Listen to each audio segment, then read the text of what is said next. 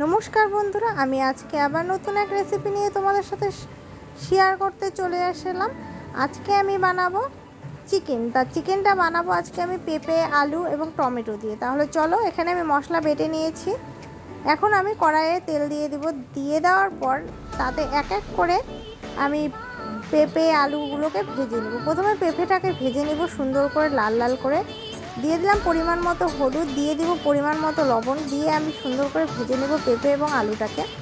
তোমরা সকলেই দেখতে পাচ্ছ আমি পেঁপেগুলো বেশি একটা ছোট করে কেটে নিই নাই, বড় করে কেটে নিয়েছি ডুম ডুম করে।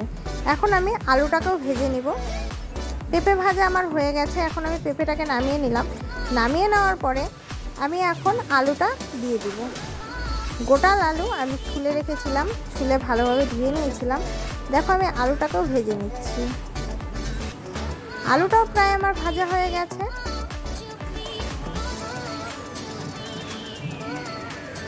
এক এক করে আমি আলুটাকে উল্টে দেব। উল্টে পাল্টে ভালোভাবে ভেজে নেব আলুটাকে। ভাজা হয়ে গেছে। এখন আমি আলুটাকেও নামিয়ে নিচ্ছি। আলু এবং পেঁপেটা আমার ভাজা হয়ে গেছে। এখন আমি দিয়ে দেব সম্বারের তেজপাতা এবং জিরা। দিয়ে দেওয়ার পর কেটে রাখা পেঁয়াজগুলোকে আমি লাল লাল করে সুন্দরভাবে ভেজে নেব। পেঁয়াজটাও প্রায় আমার ভাজা হয়ে গেছে। এখন আমি দিয়ে দিব একটু লবণ পেঁয়াজটা মজার জন্য। এখন আমি এক এক করে টমেটোগুলো দিয়ে দেব। দিয়ে দেওয়ার পর আমি আবার নেড়ে নেব। টমেটোটাকেও আমি সুন্দরভাবে ভেজে নেব। এখন আমি ভালোভাবে ধুয়ে রাখা চিকেনগুলোকেও দিয়ে দিচ্ছি। দিয়ে চিকেনগুলোকেও আমি সুন্দরভাবে ভেজে নেব। প্রায় 10 থেকে 20 মিনিট পর্যন্ত চিকেনটাকে আমি ভেজে নেব। একটু পরিমাণ মতো হলুদ দিয়ে দিলাম, আবার চিকেনটা যাতে সাদা সাদা না হয়ে থাকে তার জন্য। এখন আমি দিয়ে দিব একটু লঙ্কার গুঁড়ো, দিয়ে আমি সুন্দরভাবে আবার নেড়ে নেব। কালারটা খুবই সুন্দর এসেছে।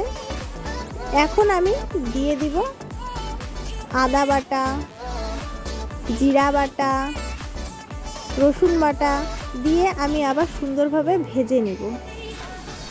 মাংসটা প্রায় আমার ভাজা হয়ে গেছিল, তার জন্যই আমি জিরা এবং আদা বাটা দিয়ে দিলাম। এখন আমি দিয়ে দিলাম লঙ্কা বাটাগুলো, দিয়ে একটু জল দিয়ে আমি আবার সুন্দরভাবে চিকেনটাকে কষিয়ে নেব। এখন আমি ভেজে রাখা আলু এবং পেঁপেটাকে দিয়ে দিলাম। দিয়ে আমি আবার সবগুলো একসাথে মিশিয়ে নিচ্ছি।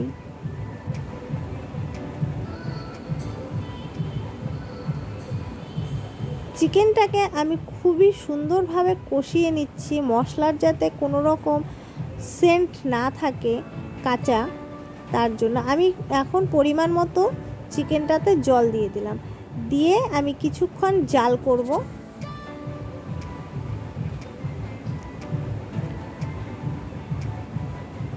চিকেনের ঝোলটা প্রায় ফুটে এসেছে।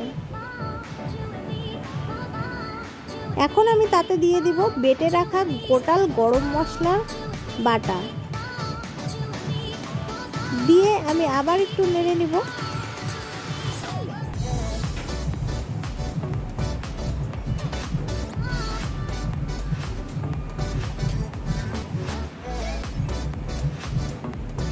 চিকেনটাকে একদম আমি কষা কষা করব জন্য চিকেনটাকে আমি জলগুলো সব শুকিয়ে নিলাম। আমার চিকেন রেডি। এইভাবে চিকেন রান্না করলে একদম অল্প সময়ে চিকেন রেডি হয়ে যায়, খেতেও খুব ভালো লাগে। তোমরা অবশ্যই বাড়িতে এইভাবে চিকেন রান্না করে ট্রাই করবে বন্ধুরা। ভিডিওটি যদি ভালো লাগে চ্যানেলটাকে সাবস্ক্রাইব এবং শেয়ার অবশ্যই করে দিবে। আজকের মতো ভিডিওটা এই পর্যন্তই আমি শেষ করছি। টাটা বন্ধুরা, ভালো থেকো, সুস্থ থেকো, আমার পাশে থেকো।